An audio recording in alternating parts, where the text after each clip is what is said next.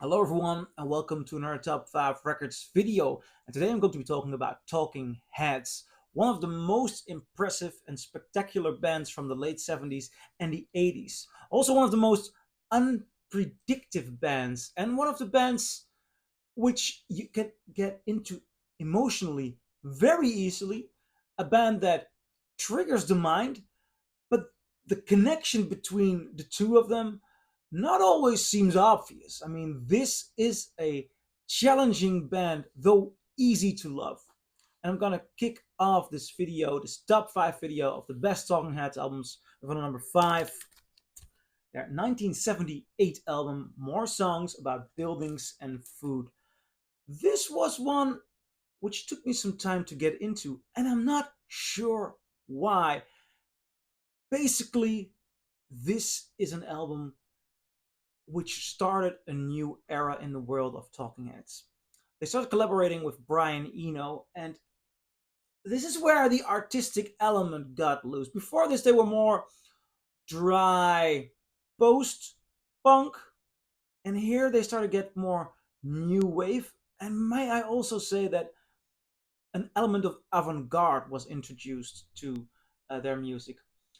And I'm very curious what element of that is actually Brian Eno getting involved in producing the band and letting loose some influences. What element is just David Byrne's constant search for a changing sound? I mean, Brian Eno worked very well with bands and artists who wanted to change their sound constantly, like David Bowie. As a matter of fact, Eno introduced the band to new influences.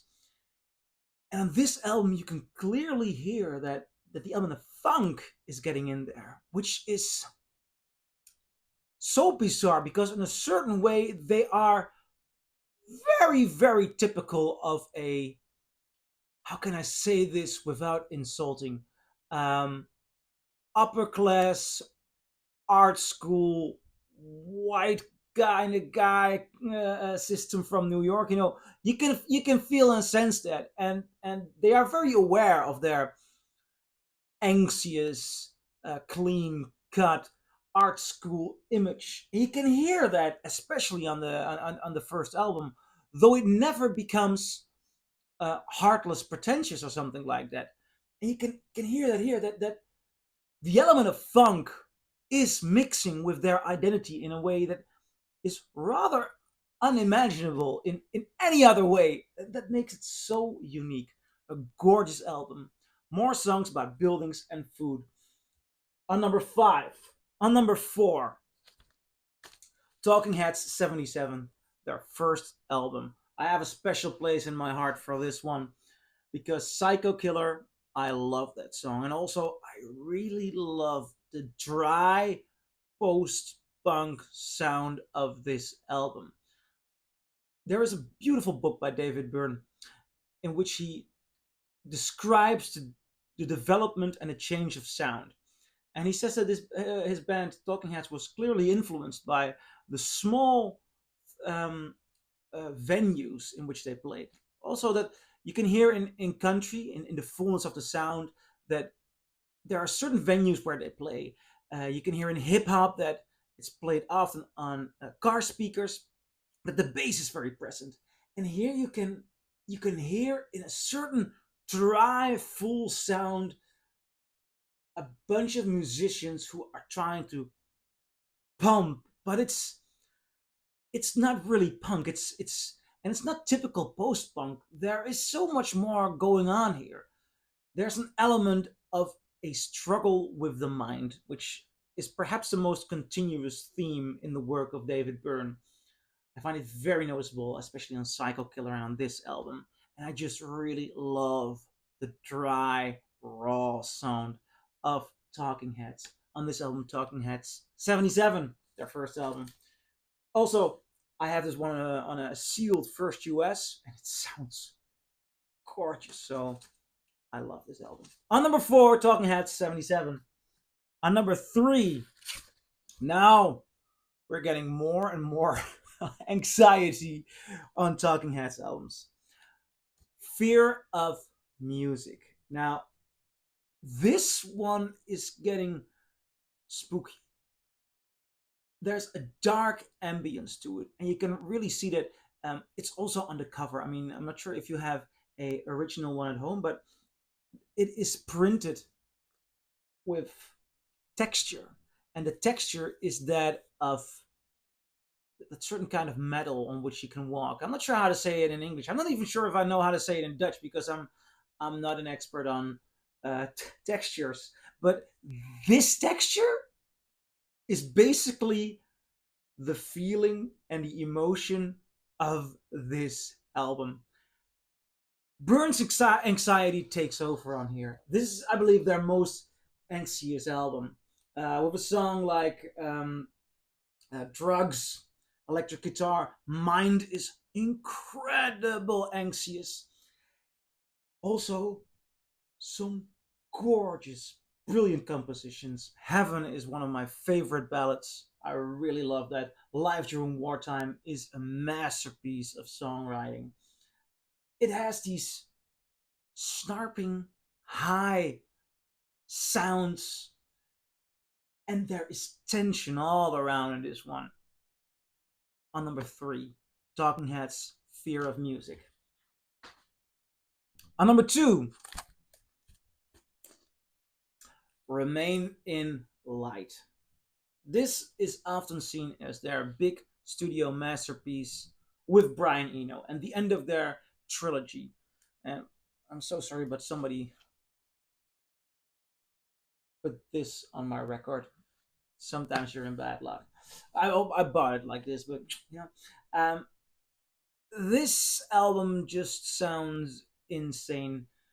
Eno's influences are even more present on this one in the sense that I believe it was Eno who introduced the band to Funkadelic and Parliament and Fela Kuti. And all these influences are very noticeable. Mostly, I can hear the element of Fela Kuti in here. The danceable beats, the danceable rhythms. It's also in somewhat in songs about buildings and food, though that's more of a general funk feeling. This is the Afro beat. I mean,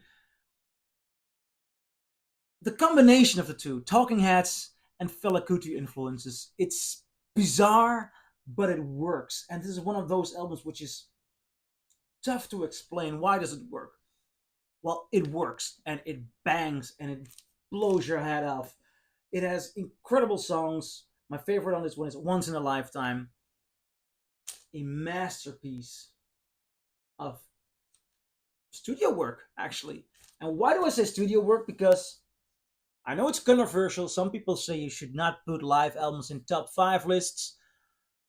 But I'm of the belief that if you make a top 5 of albums, live albums could be included because sometimes the core essence of a band is captured live. Like The Who, live at Leeds, you cannot speak about the quality of The Who if you're not involved involving live at Leeds. Same thing, Deep Purple, you cannot talk about the quality and the sheer power of Deep Purple without including Made in Japan.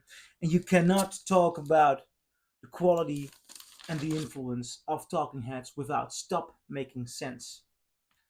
And perhaps I should better hold up the Blu ray here because Stop Making Sense is not just a masterpiece of recording audio, it's also a masterpiece in thinking about concert films.